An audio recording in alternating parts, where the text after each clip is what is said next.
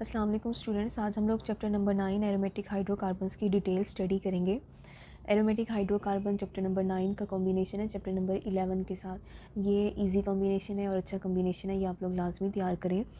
और कॉम्बिनेशन आप वो तैयार करें जिसमें से मैक्सिमम शॉर्ट क्वेश्चन भी आने हों और जिसमें से लॉन्ग क्वेश्चन भी आने हों। ठीक है, इस चैप्टर में से शॉर्ट क्वेश्चन भी हैं और लॉन्ग क्वेश्चन भी है और इजी चैप्टर है।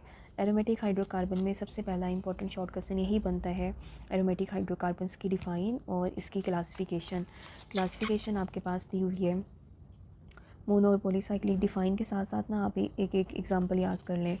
यहाँ पे लास्ट टाइम शॉर्ट क्वेश्चन ये आया हुआ था कि एरोमेटिक हाइड्रोकार्बन्स में जो सेपरेट हैं, आइसोलेटेड रिंग हैं, उनकी एग्जांपल दें और फ्यूज्ड वालों की एग्जांपल दें। ठीक है, तो फ्यूज की एग्जांपल और आइसोलेटेड की एग्जांपल आनी चाहिए। उसके बाद ये कुछ स्ट्रक्चर्स दिए हुए हैं। ठीक है, स्ट्रक्चर्स ड्रॉ करने के लिए भी आ जाते हैं। नाम दिया होगा, आपने उसका स्ट्रक्चर बनाना है, ये इंपॉर्टेंट है। नेक्स्ट आपके पास है रूल्स। नोमेनक्लेचर के रूल्स पेपर में नहीं आते हैं। ठीक है, इसमें नाम दिए होंगे, आपने स्ट्रक्चर्स उनके लिखने हैं। और इसके बाद है नेक्स्ट आपके पास क्वेश्चन है straight line structure of benzene कैसे रूल्ड आउट हुआ था। ये ज़्यादा इंपॉर्टेंट शॉर्ट के लिए है। केकूल स्ट्रक्चर, ये लॉन्ग क्वेश्चन है। बेंजीन साइक्लिक स्ट्रक्चर रखता है, उसको प्रूव करें। ठीक है, और इसके बाद ये मॉडर्न कॉन्सेप्ट, ये इंपॉर्टेंट है, मोस्ट इंपॉर्टेंट कह दें, लॉन्ग क्वेश्चन। इसके बाद यहाँ पे एक्सरे एनालिसिस बताई हुई है, बेंजीन का स्टडी की हुई है, ये इंपॉर्टेंट है शॉर्ट। ऑब्जेक्शन भी इंपॉर्टेंट है शॉर्ट क्वेश्चन। नेक्स्ट आपके पास इंपॉर्टेंट है रेजोनेंस एनर्जी की डिफ़ाइन, बेंजीन के लिए इसकी क्या वैल्यू है। आगे टॉपिक है रेजोनेंस मेथड, ये इंपॉर्टेंट है शॉर्ट क्वेश्चन के लिए, रेजोनेंस मेथड की डिफ़ाइन। और साथ में ये आपके पास रेजोनेंस स्ट्रक्चर को ड्रॉ करने का प्रोसेस ये आपने याद करने हैं कि बेंजीन के कितने रेजोनेंस स्ट्रक्चर होते हैं। उसके बाद है अगला शॉर्ट लॉन्ग क्वेश्चन भी और शॉर्ट क्वेश्चन भी, प्रिपरेशन ऑफ बेंजीन। बेंजीन की प्रिपरेशन के मेथड हैं, ये आपके पास कुछ कमर्शियल मेथड बताए हुए हैं और लेबॉर्ट्री मेथड भी बताए हुए हैं। पेपर में ज़्यादातर लेबॉर्ट्री मेथड आए हुए हैं। और इसके बाद है वुर्ट्ज़-फिटिग रिएक्शन, इंपॉर्टेंट है शॉर्ट क्वेश्चन के लिए। नेक्स्ट आपके पास है इसका जनरल पैटर्न आ सकता है। दो मैकेनिज़्म दिए हुए हैं, आप दोनों से भी कर सकते हैं, लेकिन आप एक से ही करें। दोनों में से जो आपको ईजी लगता है, एक ही जैसे मैकेनिज़्म है। हेलोजिनेशन लॉन्ग क्वेश्चन है, ज़्यादा इंपॉर्टेंट वैसे शॉर्ट क्वेश्चन के लिए भी है। ख़ास तौर पे इसमें ये रिएक्शन कि टॉलिन की हेलोजिनेशन करवाएं और डिफरेंट प्रोडक्ट्स आपने बनाने होते हैं, ये इंपॉर्टेंट है। नेक्स्ट आपके पास है नाइट्रेशन ऑफ बेंजीन, ये इंपॉर्टेंट है शॉर्ट क्वेश्चन, खासतौर पे इसका मैकेनिज़्म। सल्फोनेशन लॉन्ग क्वेश्चन है। Alkylation, acylation third most important question.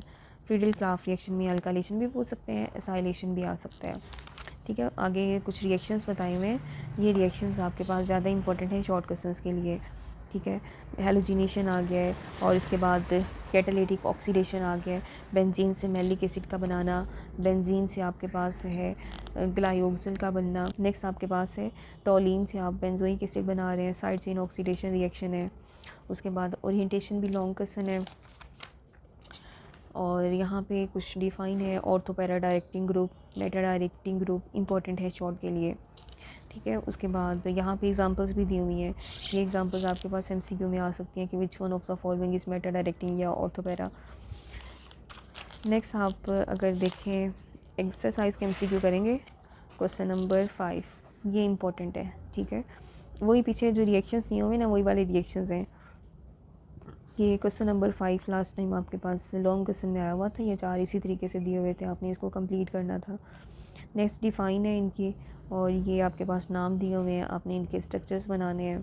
ठीक है, और नेक्स्ट आपके पास ये क्वेश्चन नंबर 12, इसके दोनों पार्ट्स इंपॉर्टेंट हैं। ठीक है, क्वेश्चन नंबर 13 भी, 13 और क्वेश्चन नंबर 5 एक जैसे रिएक्शन है, कोई इतना ज़्यादा फ़र्क नहीं है इनमें रिएक्शंस में। ठीक है, यहाँ पे इक्वेशंस से मेंशन कर दिया है, वहाँ पे जस्ट स्टेटमेंट दे दिया, आपने इक्वेशंस खुद बनानी है।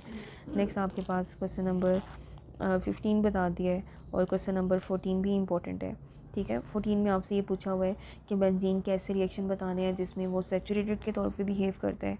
सैचुरेटेड मतलब जिसमें आपने सब्स्टिट्यूशन वाले रिएक्शन लिखने हैं, हेलोजिनेशन लिख दें, नाइट्रेशन लिख दें, सल्फोनेशन रिएक्शन लिख दें, बेंजीन इसमें अल्कीन जैसा बिहेवियर शो करे। और अनसैचुरेटेड आपने वो रिएक्शन लिखनी है जिसमें बेंजीन का रिंग ब्रेक डाउन होना चाहिए। ठीक है, मैलिक एसिड का बनना, ग्लाइयोक्सिल का बनना, ये सारे अनसैचुरेटेड रिएक्शन में आएंगे। आई होप स्टूडेंट आपको इस चैप्टर की डिटेल अच्छे तरीके से समझ आ गई होगी। Thank you so much, best of luck.